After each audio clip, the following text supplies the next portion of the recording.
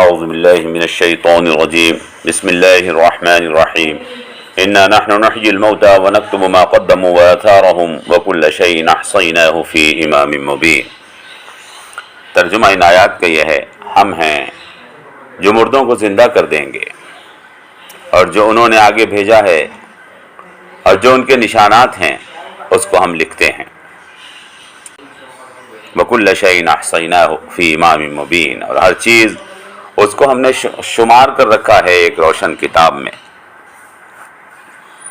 محترم حضرات، گزشتہ درس میں ہم نے آپ کو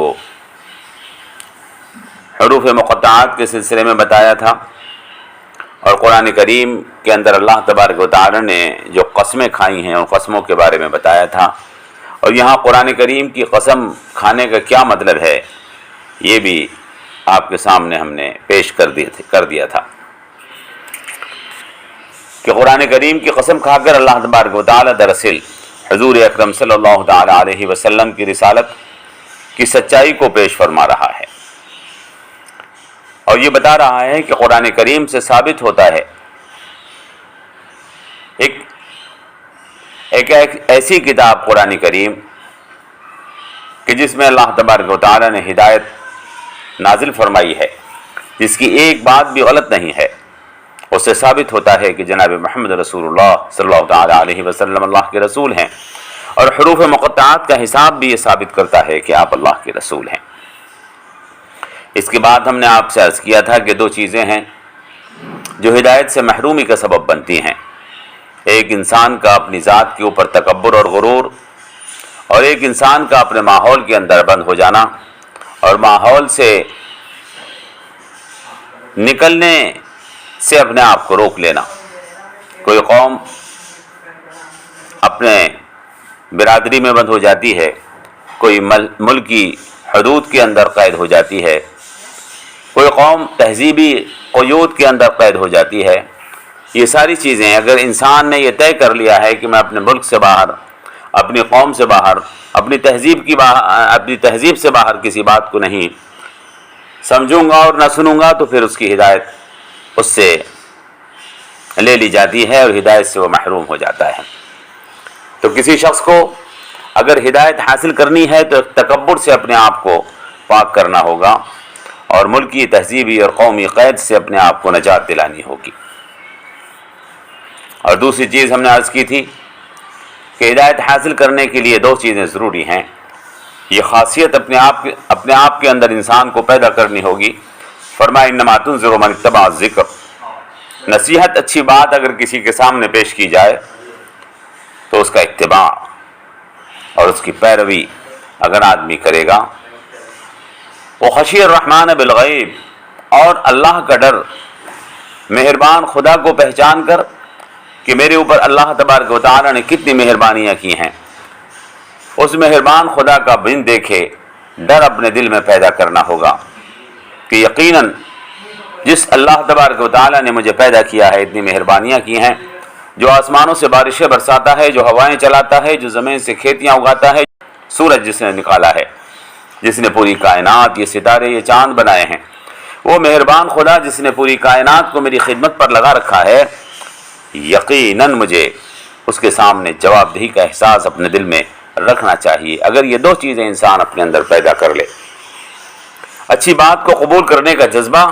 اور اللہ کے سامنے جواب دہی کا احساس، تب اس کو ہدایت نصیب ہوتی ہے۔ ان لوگوں کے لیے فرمایا کہ اگر ان سے کوئی غلطی ہو جائے، کوئی کوتاہی ہو جائے، تو اللہ تبارک و تعالی ان کو معاف فرما دیتا ہے۔ اے محمد صلی اللہ علیہ وسلم، آپ ان کو خوشخبری دے دیجئے مغفرت کی اور اجر عظیم کی، فبشرہ بمغفرۃ واجر کریم، عزت والے بدلے کی۔ یہ وہ بات تھی جو ہم گزشتہ درس میں آپ کے سامنے پیش کر چکے ہیں۔ اب فرمایا جا رہا ہے انا نحن نحیی الموتى ونکتب ما قدموا وآثارهم، بے شک ہم مردوں کو زندہ کر دیں گے۔ انا نحن نحیی الموتى، انسان کی زندگی کا کوئی مقصد نہیں اگر آخرت نہ ہو، اگر مرنے کے بعد کی کوئی زندگی نہ ہو۔ دنیا کے اندر جانور بھی رہتے ہیں، دنیا کے اندر انسان بھی رہتے ہیں۔ جانور بے شعوری زندگی بسر کرتے ہیں، انسان شعور کے ساتھ زندگی بسر کرتا ہے۔ جانوروں کے اندر اعمال کرنے کی طاقت محدود ہے، انسانوں کے اندر اعمال کرنے کی طاقت لامحدود ہے۔ جانوروں پر انسان کو قیاس نہیں کیا جا سکتا ہے۔ انسان ایک الگ مخلوق ہے اور جانور ایک الگ مخلوق ہے۔ انسان ایسے اعمال کرتا ہے کہ جس کے نتائج لامتناہی ہوتے ہیں۔ انسان ایسے اعمال کرتا ہے کہ جس کے اثرات لامتناہی ہوتے ہیں۔ انسان نیکیاں بھی کرتا ہے تو وہ اتنی عظیم ہوتی ہیں کہ اس کے اثرات صدیوں تک چلتے ہیں، اور انسان گناہ بھی کرتا ہے تو وہ اتنے بڑے ہوتے ہیں، جرائم بھی کرتا ہے تو وہ اتنے بڑے ہوتے ہیں کہ اس کے اثرات صدیوں تک چلتے ہیں۔ ایک انسان جب اعمال نیک کرنے کے اوپر آتا ہے، اعمال خیر کرتا ہے، تو قوموں کی قومیں، نسلوں کی نسلیں اور ملک کے ملک سدھار دیتا ہے۔ اور ایک انسان جب گناہ کرنے پر آتا ہے، جرم کرنے پر آتا ہے، تو وہ اتنے بڑے بڑے جرم کرتا ہے کہ اس کے نتیجے میں ملک، قومیں اور لاکھوں کروڑوں انسانوں کی ہلاکت کا سبب بن جاتا ہے۔ تو انسان کی نیکیاں بھی بہت بڑی ہیں اور انسان کی برائیاں بھی بہت بڑی ہیں۔ یہ دنیا انسان کے اعمال کا جزا دینے کے لیے، انسان کے اعمال کی سزا دینے کے لیے ناکافی ہے۔ انسان اتنی بڑی نیکیاں کرتا ہے، اس کا کوئی بدلہ اس کو نہیں مل پائے گا اس دنیا کے اندر اگر آخرت موجود نہ ہو۔ انسان اتنے بڑے جرائم کرتا ہے کہ اس کی کوئی سزا اس کو نہیں مل پائے گی اگر آخرت نہ ہو۔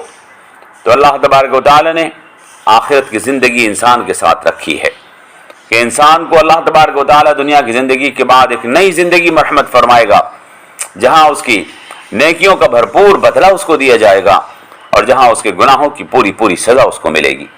اس لیے فرمایا کہ انا نحن نحیی الموتى، ہم زندہ کر دیں گے سارے کے سارے مردوں کو جو پیدا ہونے کے بعد دنیا میں مر گئے ہیں نیکیاں کر کے، جو پیدا ہونے کے بعد دنیا میں مر گئے ہیں گناہ کر کے، جرائم کر کے۔ اللہ تبارک و تعالی فرما رہے ہم ان سب کو زندہ کر دیں گے۔ وَنَكْتُبُ مَا قَدَّمُوا وَآثَارَهُمْ، اور جو اعمال وہ بھیج رہے ہیں اور جو اس کے اثرات ہیں۔ میرے محترم حضرات، انسان کا گناہ صرف یہ نہیں ہوتا کہ وہ گناہ کرتا ہے، بلکہ وہ گناہ ایسے کرتا ہے کہ اس کے اثرات دوسروں پر صدیوں تک محسوس کیے جاتے ہیں۔ گناہ کرنے کے ساتھ گناہ ختم نہیں ہو جاتا، بلکہ اس کے نشانات اور اس کی علامتیں موجود ہوتی ہیں، اور اس کے نقصانات بعد والے لوگ بھی بھگتتے رہتے ہیں۔ کسی نے ہیروشیما پر بم پھینکا تھا، لاکھوں انسان اس کے ذریعے سے قتل کر دیے گئے۔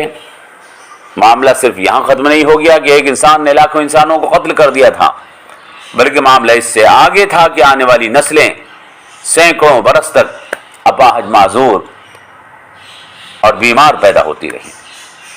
اس کے اثرات آج تک محسوس کیے جاتے ہیں ان علاقوں میں۔ جرم صرف جس وقت کیا گیا اس وقت ختم نہیں ہو گیا، بلکہ جرم بعد میں صدیوں تک باقی رہتا ہے۔ اس کو اثر کہتے ہیں۔ تو اللہ فرما رہے ہیں کہ ہم لکھ رہے ہیں ان کاموں کو بھی جو انسان کر رہے ہیں، اور ان چیزوں کو بھی جو ان جرموں کے کرنے کے نتیجے میں بعد میں صدیوں تک لوگ محسوس کرتے ہیں، جو اس کے نشانات ہیں۔ وَنَكْتُبُ مَا قَدَّمُوا وَآثَارَهُمْ، اس لیے لکھ رہے ہیں، اسی لیے زندہ کریں گے سب کو، اور اسی لیے لکھ رہے ہیں ان اعمال کو، اور اسی لیے لکھ رہے ہیں ان کے اثرات کو، ان کے نشانات کو، بعد میں پیدا ہونے والے اس کے نتائج کو، کہ ہم اس کا بدلہ دیں گے انسان کو اس آخرت کی زندگی میں۔ اگر وہ نیکیاں ہوں گی تو نیکیوں کا بھرپور بدلہ دیا جائے گا جنت کی شکل میں، اور اگر وہ برائیاں ہوں گی تو برائیوں کی بھرپور سزا دی جائے گی جہنم کی شکل میں۔ اللہ فرما رہا ہے انا نحن نحیی الموتى ونکتب ما قدموا وآثارهم، بے شک ہم زندہ کر دیں گے مردوں کو، اور ہم لکھ رہے ہیں ہر اس چیز کو کہ جو اعمال کی شکل میں آگے بھیج رہے ہیں، اور ہر چیز کو کہ جو ان اعمال کے نتائج بعد والے لوگوں کے اوپر پڑ رہے ہیں، جو اس کے اثرات پڑ رہے ہیں۔ اور فرمایا وَكُلَّ شَيْءٍ أَحْصَيْنَاهُ فِي إِمَامٍ مُّبِينٍ، اور ہر چیز اس کو ہم نے شمار کر رکھا ہے، ہر چیز ہم نے اس کو شمار کر رکھا ہے۔ میرے محترم بزرگوں، آخرت میں ایسا نہیں ہے کہ جیسے دنیا کے اندر ایک ظالمانہ قانون ہوتا ہے کہ اگر کسی نے کسی کو قتل کر دیا ہے تو برسوں کی تحقیق و جستجو کے بعد جب عدالت اس نتیجے پر پہنچتی ہے کہ جرم اسی شخص نے کیا ہے تو جس نے جرم کیا ہے اس کے بدلے اس کی جان لے لی جاتی ہے، اور یہ سمجھا جاتا ہے کہ انصاف قائم ہو گیا، عدل قائم ہو گیا، حقدار کو اس کا حق مل گیا۔ ایسا نہیں ہوتا ہے۔ اس کے اثرات کا حق کہاں ملا؟ یہ تو بدلہ تھا اس جان کا کہ جو ظالمانہ طریقے سے لے لی گئی، یہ بدلہ تھا اس جان کا کہ جو کسی کو قتل کرنے کے بعد بطور قصاص کسی کو قتل کر کے بدلہ لے لیا گیا، کہ جو ظالمانہ طریقے سے ظلم کے ساتھ لے لی گئی تھی، لیکن اس کے جو اثرات ہیں، جو اس کے نتائج ہیں، اس مقتول کے جس کو قتل کیا گیا تھا بچے تھے، یتیم بچے تھے، انہوں نے کیسی مجبوری، بے کسی اور مظلومیت کے ساتھ زندگی بسر کی ہوگی جس کا باپ مارا گیا تھا۔ ان کو کیسا دکھ کا احساس ہوا ہوگا۔ کیا اس دکھ کا کوئی بدلہ ہے؟ کیا اس مظلومیت کا کوئی بدلہ ہے؟ اس کے نتیجے میں کتنے لوگوں کو تکلیف اور دکھ پہنچی ہوگی، کیا اس کا کوئی بدلہ ہے؟ یہ تو ایک انسان کے بدلے ایک انسان کے قتل کی بات ہے۔ اگر کوئی سینکڑوں اور ہزاروں انسانوں کو قتل کر دے تو اس کی سزا اس کو کیسے دی جا سکتی ہے؟ میرے محترم بزرگوں اور دوستو، آپ سمجھ سکتے ہیں۔ اس لیے اللہ تبارک و تعالی فرما رہا ہے کل شیء احصیناہ، آخرت اس نے رکھی ہے۔ دنیا کی زندگی محدود ہے، کسی انسان کو اس زندگی سے زیادہ سزا نہیں دی جا سکتی، چند برس سے زیادہ کسی کو جیل میں نہیں ڈالا جا سکتا۔ اللہ نے ایک لامحدود زندگی رکھی ہے جہاں حساب لگا کر انسانوں کے جرائم کی پوری پوری سزا ان کو دے دی جائے گی، جہاں حساب لگا کر انسانوں کی نیکیوں کا پورا پورا بدلہ ان کو دے دیا جائے گا۔